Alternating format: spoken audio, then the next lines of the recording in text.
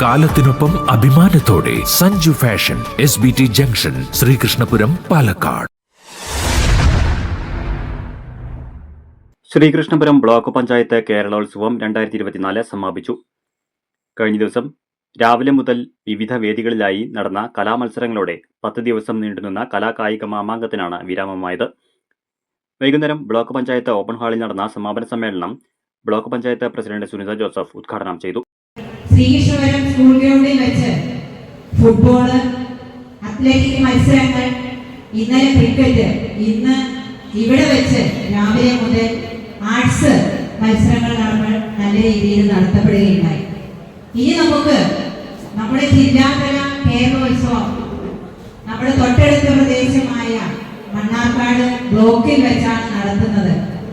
അത് ഡിസംബർ 27, 28, 29 3 ദിവസങ്ങളിലായിട്ടാണ് എല്ലാ മത്സരങ്ങളും നടത്തപ്പെടുന്നത്.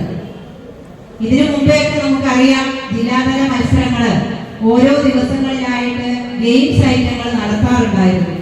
പിന്നീടാണ് ബാക്കി മത്സരങ്ങൾ നടത്താറുള്ളത്. ഇപ്രാവശ്യം ദിവസത്തിന്റെ പരിമിതി മൂലം ജനുവരി 3, 4, 5 തീയതികളിൽ സംസ്ഥാനതല മത്സരം നടക്കുന്നത് കൊണ്ട് തന്നെ ജില്ലാതല മത്സരം 3 ദിവസമായിട്ട് ചുരുക്കുകയാണ് ഉണ്ടായത്. വൈസ് പ്രസിഡന്റ് എം സൈദാലി അധ്യക്ഷത വഹിച്ചു. 388 പോയിന്റോടെ കാരാകുർശി പഞ്ചായത്ത് ഓവറോൾ ചാമ്പ്യന്മാരായി. 190 പോയിന്റ് നേടി കടമ്പഴിപ്പുറം 2ാം സ്ഥാനവും 164 പോയിന്റ് നേടിയ പൂക്കോട്ടുകാവ് 3ാം സ്ഥാനവും കരസ്ഥമാക്കി.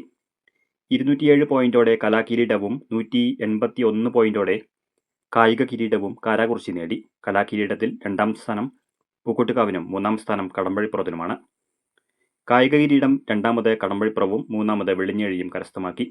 പൂക്കോട്ടുകാവ് ഗ്രാമപഞ്ചായത്ത് പ്രസിഡന്റ് ജയശ്രീ, കടമ്പഴിപ്പുറം ഗ്രാമപഞ്ചായത്ത് vice president K Sreelatha, block വികസന സ്ഥിരം സമിതി അധ്യക്ഷ VK രാധിക, ക്ഷേമകാര്യ സ്ഥിരം സമിതി ചെയർപേഴ്സൺ സുമിത, ആരോഗ്യ വിദ്യാഭ്യാസ chairman P Subramanian, block panchayat member Prajeesh Kumar, Karakurissi ഗ്രാമപഞ്ചായത്ത് member Subhash, block panchayat secretary Anilkumar, GEO Ahammed Kutty എന്നിവർ സംസാരിച്ചു.